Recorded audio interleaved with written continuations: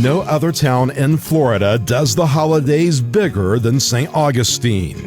For 2 months between November the 20th and January 31st, the historic city dazzles visitors from all over the world with more than 3 million lights. This marks the 28th installment of the Nights of Lights in St. Augustine. The award-winning display has been recognized by National Geographic as one of the top 10 holiday light displays in the world. While it looks like a typical Saturday here on the streets of the Old City now, later tonight when darkness falls, this place will become magical. Businesses from all over town have been preparing for this day for months. In just a few hours, the switch will be flipped here in this plaza, lighting up St. Augustine for the first time this holiday season. A little later, we'll show you the town all lit up. But first, we want to provide a helpful guide on what you need to know about St. Augustine Nights of Lights. We'll tell you the best places to park if you're driving in for just the evening, whether a specialty tour is right for you, and where to find some of the best photo opportunities in town. All of that and so much more. We've got lots of ground to cover, so let's light it up.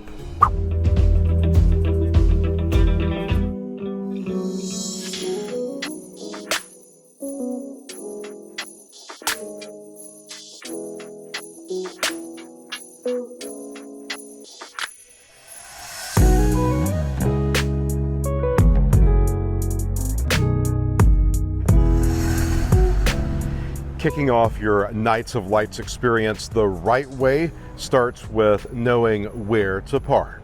There are small, privately owned lots tucked in between buildings all over town. Rates often spike at peak viewing times. You can save yourself the hassle and grab a space at the city-owned parking garage adjacent to the Visitor Information Center. This 1,200-car facility charges $15 per vehicle per entry. If you want to avoid the stress of driving into the Old City and struggling to find a parking space entirely, turn to the free holiday shuttle service, only offered on peak dates of the event. Park in one of the lots listed on the screen between 1 p.m. and 11 p.m., and a free shuttle will transport you to the heart of all the fun.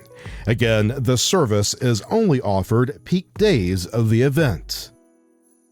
Take it from us, arriving earlier in the day, well before the lights come on, is the best way to reduce parking anxiety.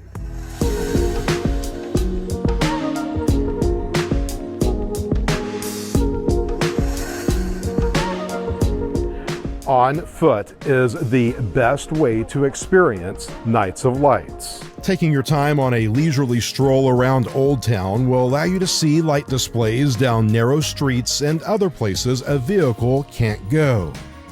If you prefer staying off your feet, though, there are plenty of options when it comes to guided tours.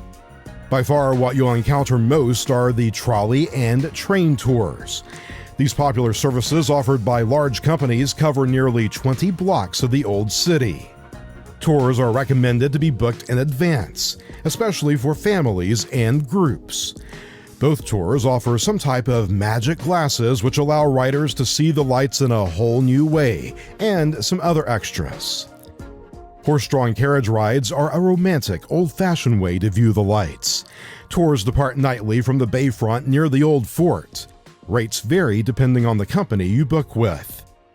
A number of tours are available where the lights can be viewed from the Matanzas River on a boat, many of which offer free booze as part of the experience.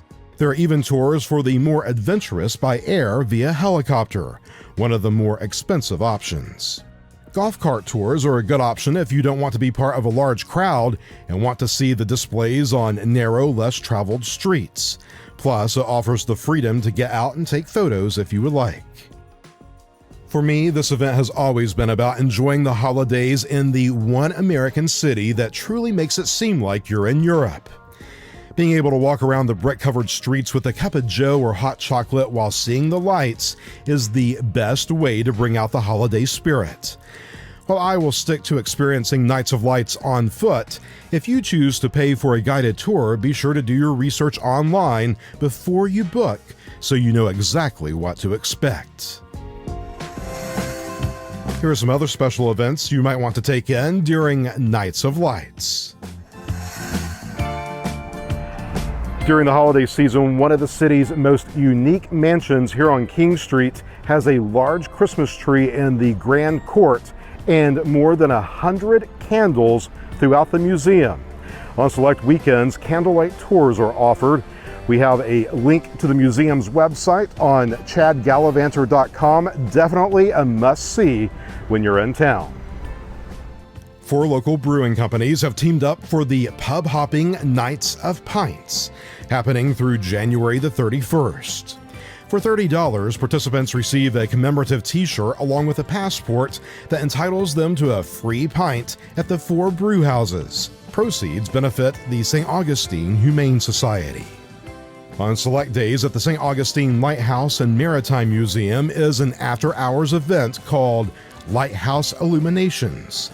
20 uniquely decorated trees, each with a distinct theme, will be lit up around the beautiful grounds.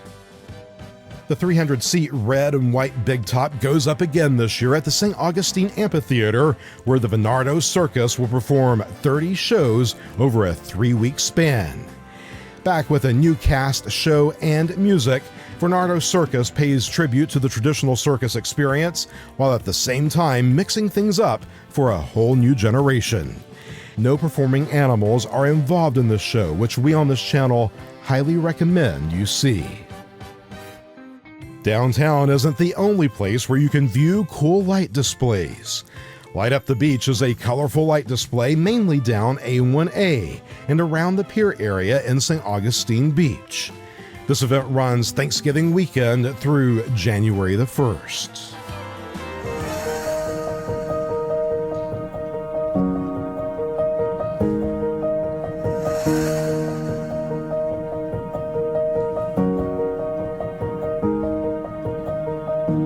Origins of this event can be traced back to a tradition started by the Spanish.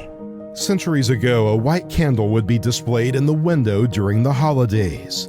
Mary and Joseph couldn't find a place for shelter on that fateful night. When the Spanish light a candle and display it in the window, they are symbolically making a spot in their homes and hearts for Jesus. The same welcoming spirit is reflected in the annual Nights of Lights celebration in St. Augustine.